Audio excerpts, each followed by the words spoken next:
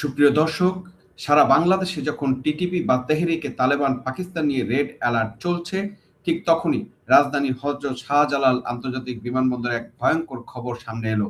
চীন যাওয়ার পথে ইমিগ্রেশন এলাকা থেকে আটক করা হয়েছে আবু বক্কর নামের এক যুবককে, যার বিরুদ্ধে অভিযোগ সে আন্তর্জাতিক জঙ্গি সংগঠন টিটিপির সক্রিয় সদস্য। বিকাল 14টা 27 মিনিটে ইমিগ্রেশন পার হওয়ার সময় ডিজিএফআই এর বিশেষ ইউনিটের তথ্যের ভিত্তিতে তাকে আটক করা হয়। কিন্তু প্রশ্ন হলো, কামরাঙ্গীরচরের এক সাধারণ যুবক কিভাবে পাকিস্তানের নিষিদ্ধ টিটিপির সাথে জড়িয়ে গেল? সে কি আসলেই চীনের গোয়াংজু যাচ্ছিল, নাকি এর পিছনে লুকিয়ে আছে অন্য কোনো আন্তর্জাতিক ট্রানজিট রুট? আজ আমরা তুলে ধরার চেষ্টা করব টিটিপির এই কথিত নেটওয়ার্ক কেন হঠাৎ বাংলাদেশে এত সক্রিয় হয়ে উঠল। ভিডিওটি শেষ পর্যন্ত দেখুন, কারণ আজ আমরা এই আটকের নেপথ্যের ভূ-রাজনীতিক নাটকের কিছু পর্দাফাঁস করার চেষ্টা করব। দর্শক, ঘটনার বিবরণটা লক্ষ্য করুন। আবু বক্কর চায়না ইস্টার্ন এয়ারলাইন্সের এমইউ 2036 বা এমইউ 2036 ফ্লাইটে চড়ে চীনের উদ্দেশ্যে রওনা দিয়েছিলেন। তার পাসপোর্ট নাম্বার হচ্ছে এখানে বলা হয়, পাসপোর্ট নাম্বারও দেওয়া আছে, এবং কামরাঙ্গীরচরের রূপনগর এলাকার বাসিন্দা সে।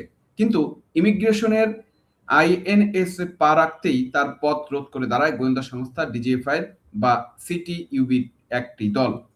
এর আগে থেকে গোয়েন্দাদের কাছে তথ্য ছিল যে আবু বক্কর আন্তর্জাতিক জঙ্গি সংগঠনের সাথে যোগাযোগ রক্ষা করছে। তার ইমিগ্রেশন নথিতে সেলফ আপলোডেড প্রদর্শন করে বহির্গমন সিল বাতিল করা হয়।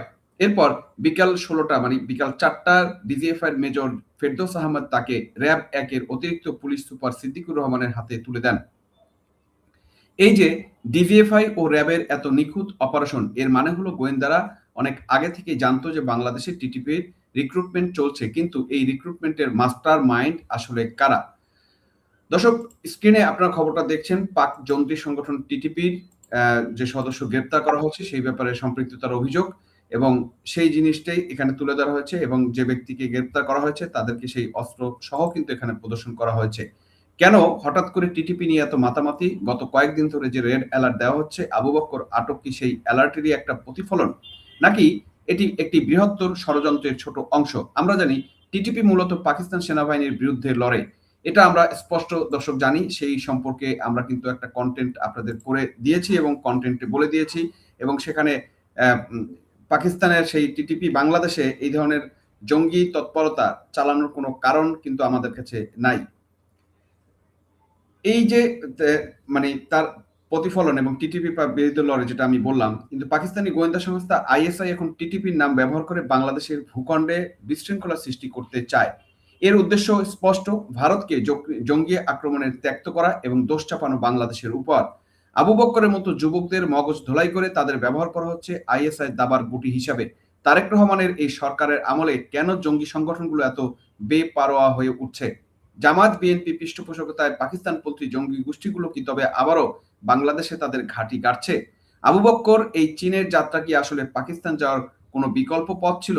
এই প্রশ্নগুলো উত্তর খোঁজা আমাদের সময়ের দাবি। এই পুরো মহড়াটির নেপথ্যে পশ্চিমা শক্তির ডিপ স্টেট বা আমেরিকার ভূমিকা উপেক্ষা করা যায় না। আমেরিকার সামরিক কন্ট্রাক্টরদের জন্য দক্ষিণ এশিয়ার একটি চিরস্থায়ী যুদ্ধাবস্থা বজায় রাখা সবচেয়ে লাভজনক।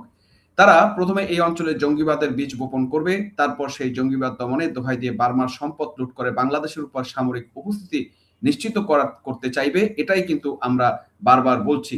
আবু বক্করের মতো ব্যক্তিদের ব্যবহার করে জঙ্গিদের ধোয়া তোলা হচ্ছে, যাতে আন্তর্জাতিক সম্প্রদায় বলা যায় বাংলাদেশ এখন একনায়কতন্ত্র আর জঙ্গিবাদের আখড়া। এই দেশে আমেরিকা, ইসরায়েলপন্থী দালাল এবং এনজিও গুলো এই ন্যারেটিভ প্রচারের জন্য মুখিয়ে আছে। আমরা কি তবে একটি সাজানো যুদ্ধের দিকে এগিয়ে যাচ্ছি? আবু বক্কর কি সেই যুদ্ধেরই একজন ছোট সৈনিক? র্যাব এখন তাকে জিজ্ঞাসাবাদ করছে, কিন্তু আমরা কি কোনোদিন আসল সত্যটা কি জানতে পারবো? দর্শক, একজন রাজনৈতিক বিশ্লেষক হিসেবে আমি আজ প্রতিবাদী কণ্ঠে বলতে চাই, আমাদের বিমানবন্দর আজ জঙ্গি ট্রানজিটের আখড়া হতে চলেছে কেন? গোয়েন্দা সংস্থাগুলো যদি আগে থেকে জানতো, তবে এই নেটওয়ার্ক গোড়াতেই নির্মূল করা হলো না কেন? তারেক রহমানের নেতৃত্বাধীন বর্তমান সরকার কি আসলেই জঙ্গিবাদ দমনে আগ্রহী, নাকি তারা ভারতের সাথে সীমান্ত রেশারেশি বাড়াতে এই জঙ্গি কার্ড খেলছে? পশ্চিমের সীমান্ত জেলাগুলোতে জামাতকে ছেড়ে দেওয়া, এ ধরনের জঙ্গি অনুপ্রবেশ সবই একই সুতায় গাঁথা। আবু বক্করের মতো সাধারণ যুবকদের মগজ ধোলাই করে যারা দেশটাকে ধ্বংসের দিকে ঠেলে দিচ্ছে, তারা আসলে কারা? তারা কি প্রশাসনের ভিতরে ঘাপটি মেরে থেকে অন্য কোনো উদ্দেশ্য সাধন করার চেষ্টা করছে? এই অরাজকতা বন্ধ না হলে বাংলাদেশ খুব শীঘ্রই সাম্রাজ্যবাদী শক্তির বিমান হামলার টার্গেটেও পরিণত হতে পারে। দর্শক, পরিশেষে বলতে চাই, আবু বক্কর আটক হওয়া কেবল একটি খবরের অংশ নয়, এটি বাংলাদেশের আগামীর বিপদের সংকেত। টিটিপির নাম দিয়ে আইএসআই আমাদের ভূখণ্ডে যে বিষবৃক্ষ রোপণ করেছে তা উপড়ে ফেলার এখনই সময়।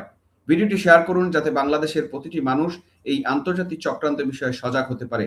দর্শক, আপনার কি মনে হয় এই আবু বক্করের চীনের যাত্রা কি আসলেই জঙ্গি মিশন ছিল, নাকি এর পেছনে আরো কেউ কলকাঠি নাড়ছে? কমেন্টে আপনার মতামতগুলো আমাদের জানাবেন। আমাদের চ্যানেলটি সাবস্ক্রাইব করে এ ধরনের সাহসী এবং অনুসন্ধানী বিশ্লেষণের সাথে থাকুন। দেখা হবে পরবর্তী ভিডিওতে। ততক্ষণ ভালো থাকবেন, সুস্থ থাকবেন এবং সবচেয়ে বড় কথা হচ্ছে নিরাপদ থাকবেন।